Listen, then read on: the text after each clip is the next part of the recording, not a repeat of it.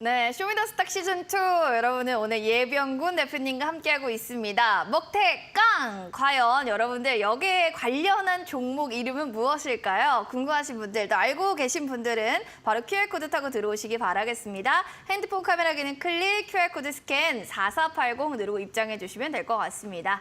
다양합니다, 의견들이. 7채령님의 그럼 먼저 사연부터 볼까요? 하이드로 리튬입니다. 매수가 46,150원에 비중 10%. 매수한 금액까지 기다려 매도를 할 수 있을까요? 아니면 반등할 때 매도해서 신규 종목으로 교체하는 게 나을까요?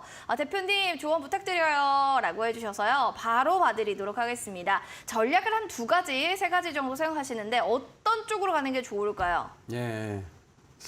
하이드로 리튬에 대해서 먼저 좀 설명을 드려야 될 것 같아요. 이게 이제 급등이 나오기 시작한 이유가 리튬과 관련되면서 급등이 나오기 시작했어요. 지금 시장의 소문은 사실 막 분분하죠. 사실 뭐 리튬에 대한 기술력이 있다, 없다. 근데 기술력은 어느 정도 있는 것으로 저도 파악은 했습니다. 그런데 문제는 뭐냐 하면 리튬 광산에 대한 부분이죠. 이게 정말 실체가 있었다면 이게 지금 급등하게 된 요인으로부터 약 1년간 가까이 진짜 이와 관련된 직접적인 매출이 거의 없었다는 것은 이것이 지금 제대로 사업을 하고 있느냐는 의구심을 품을 수밖에 없는 상황입니다. 저는 사실 이게 별로 좋아 보이진 않거든요. 그래서 저는 매도 의견을 드리고 싶어요. 매도해서 지금 이걸 매도해서 여기서 살짝 올라와봤자 반등시 매도 전략을 잡아봤자 차라리 지금부터 꾸준히 상승할 수 있는 제대로 실적이 나올 수 있는 회사에 들어가는 것보다 훨씬 투자에 대한 불안도가 더 높습니다. 이거 들고 가는 게. 그렇다는 것은 지금 매도해서 교체 매매를 하는 것이 지금 여기서 들어봤자 얼마나 들 수 있겠어요, 그죠? 끼케야 4만 원 선 부근인데 4만 원 선 부근에서 다시 빠질 수 있는 종목이 여기서 그대로 꼬꾸라질 수도 있는 종목인데 굳이 이걸 들고 가실 이유는 저는 없다고 봅니다. 그래서 저는 지금 이걸 지금이라도 매도를 하고 다른 종목으로 교체 매매하시는 것을 권해드리도록 하겠습니다. 조금 그래도 지금이라도 늦지 않았으니까 좀 교체를 해보는 건 어떤가. 어떤 종목으로 교체할지 모르겠다면 QR코드 타고 들어오셔서요. 4480 누르고 입장하시면 예병군 대표님께서 또 좋은 종목들 알려주실 겁니다. 이어지는 김승훈님. 반갑습니다. 우수 AMS입니다. 3,698원에 25% 비중. 저는 이 종목을 여윳돈으로 중장기로 투자를 했는데요. 2년이 조금 안 된 것 같습니다. 100% 수익 나올 때까지 장기간 들고 갈 예정인데요. 저 그날은 오긴 올까요? 뭔가 중장기로 전 가져갈 건데 2년 들고 있었는데요. 100% 수익이 날까요? 네, 그랬으면 좋겠다라는 희망이 지금 많이 사연에 녹아져 있거든요. 어떻게 보세요? 우수 MS 사실은 뭐 회사는 굉장히 좋은 회사예요. 사실은 좋은 회사인데 사실 시장에 관심 밖에 지금 멀어져 있는 거죠. 사실 최근에도 보면 자동차 부품 관련 회사들이 굉장히 많이 올라왔어요. 근데 우수 MS는 오히려 사실 크게 올라온 게 없거든요. 그럼 왜 이러냐에 대한 부분을 좀 생각해 봐야 될 것 같아요. 결국은 시장에서 너무 많이 빠질 동안 우수 AMS라는 회사의 대처가 부족했고 그러다 보니 시장에 대한 신뢰성이 떨어진 것은 사실이죠. 그런데 여기서 힌트를 한번 잡아보자고요. 우리나라에 초소형 전기차를 만드는 많은 회사들이 반쪽짜리 기술을 가지고 있습니다. 그러니까 처음 설계부터 완성 때까지 만들지를 못한 거죠. 그래서 항상 반쪽짜리의 회사들이었는데 자, 국책 사업으로 한국항공우주가 UAM 산업을 받게 됐어요. 그런데 그럼 초소형 전기차를 만들 수 있는 회사를 찾아본 거예요.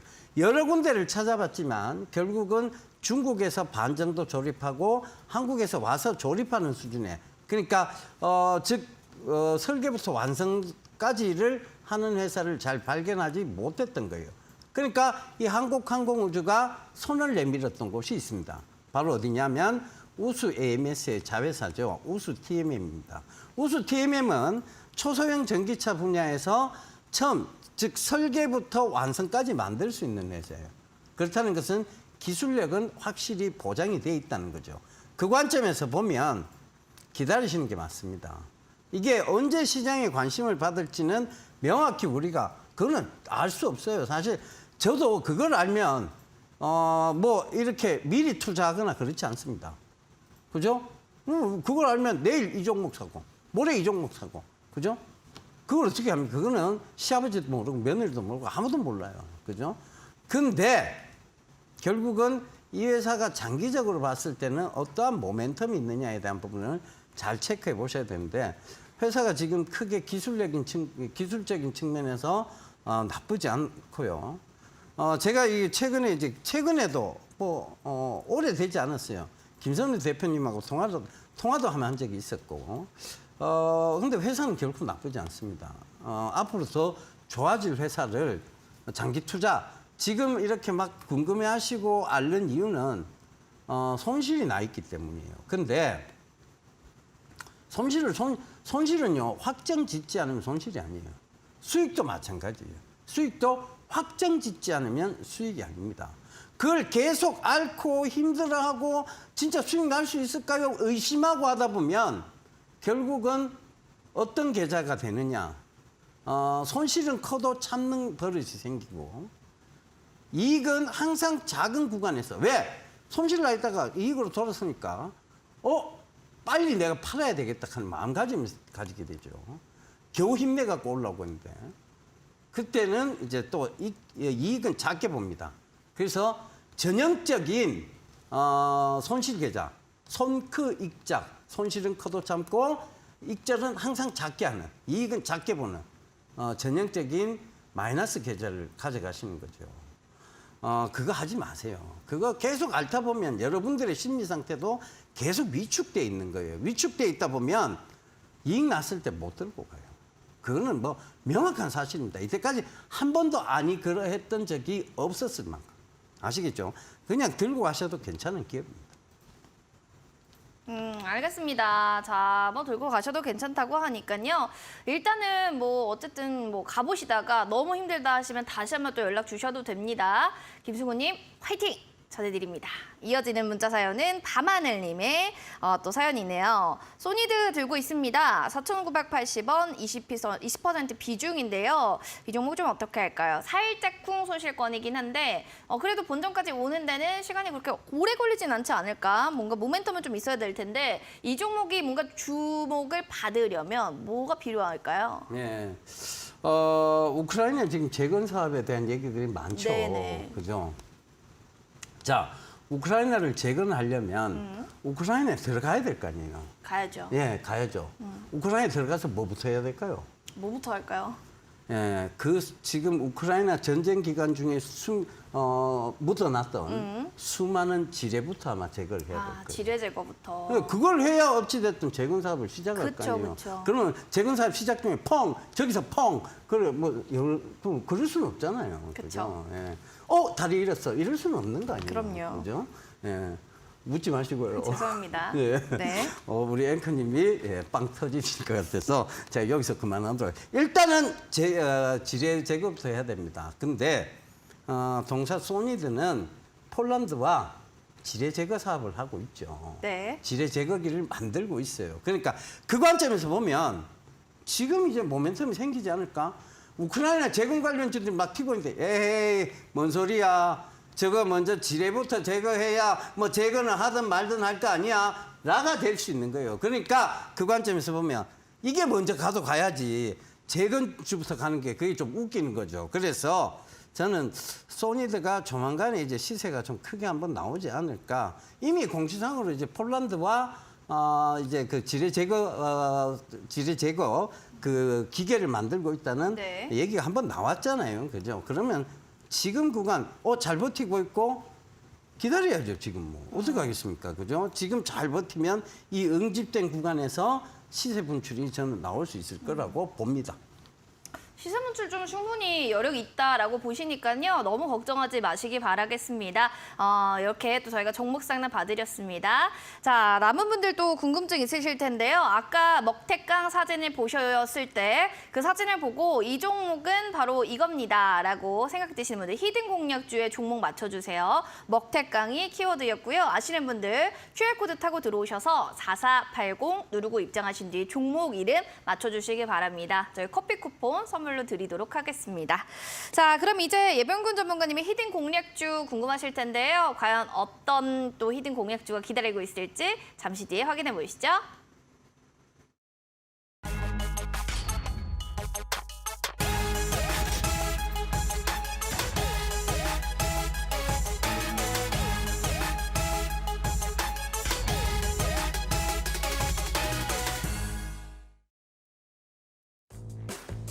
자, 히든 공략주 top5 그중에 하나는 바로 7월 7일에 말씀해 주셨던 아스타 종목 되겠습니다.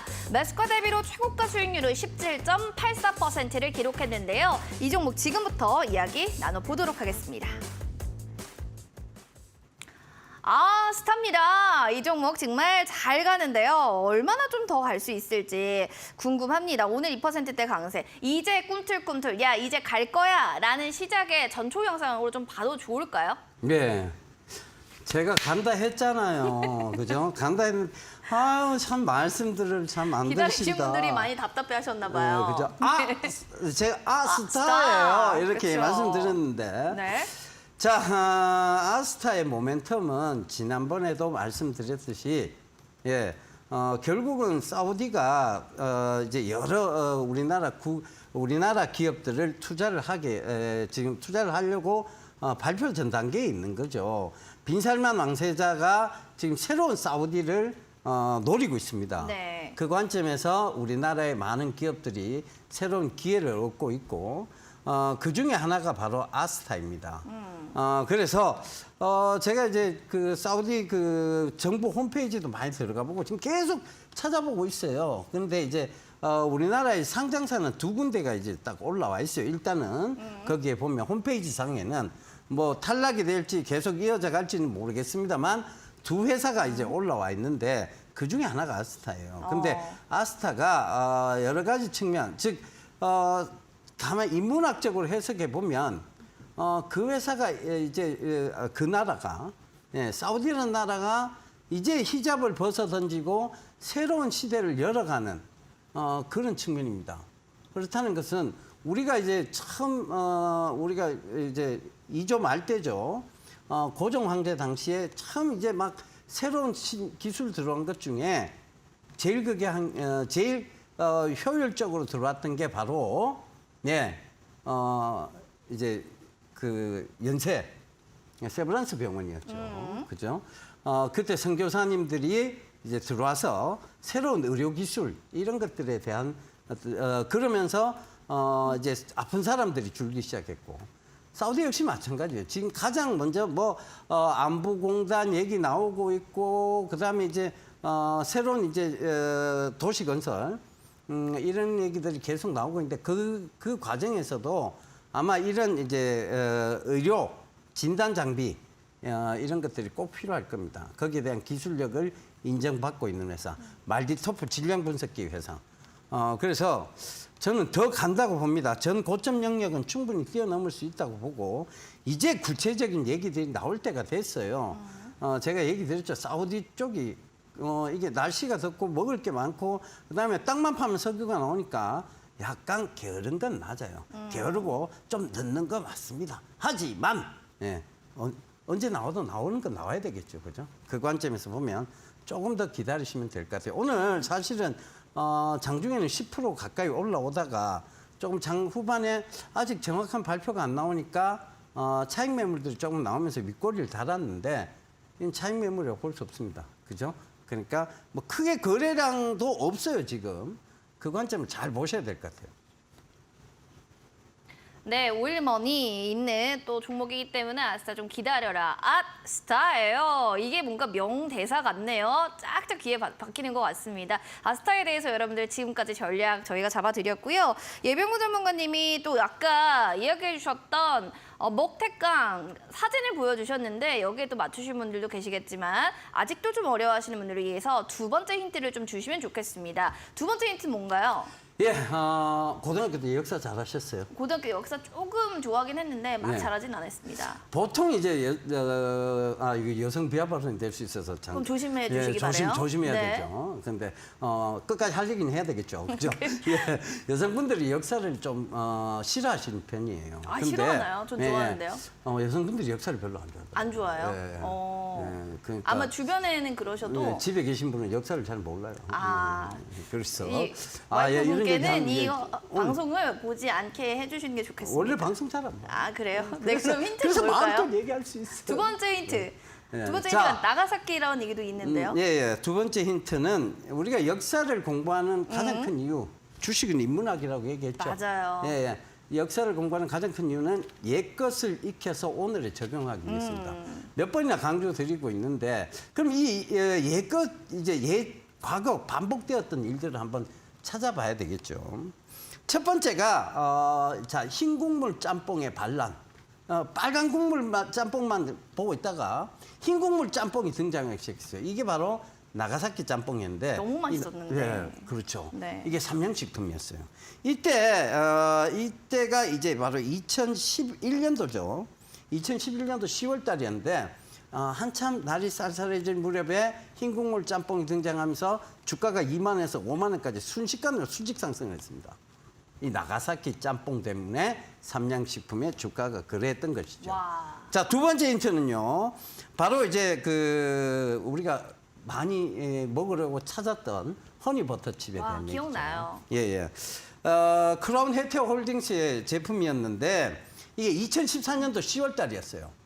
그런데 이거 역시 많은 부분에서 4만 원까지 4배가 가까이 오르는 이렇게 됐어요. 그러니까 자, 그러면 이거는 약간 허니버터칩은 사실 품절 마케팅 전략이 있었습니다. 그런데 요번에 이제 먹태깡은 품절 마케팅 전략이 아니고 네. 진짜 뭐 드신 분들이 또 사고 또 사는, 사실 저는 허니버터칩 한번 딱 먹어보면 먹은 걸로 됐어라고 했지만 이 먹태깡을 드신 분의 많은 후기는요, 또 사고 싶다, 또 사서 먹고 싶다, 이렇게 된 거예요. 알겠습니다. 나가사키 짬뽕 그리고 허니버터칩 우리 옛날에 많이 또 대란이었는데 거기에 대응하는 먹태깡이 그 주인공이다라는 겁니다. 궁금하신 분들 지금 알고 있다 하시는 분들은요. 바로 여러분들 QR코드 타고 들어오셔서 정답 맞춰주세요. 4480 누르고 입장하시면 됩니다.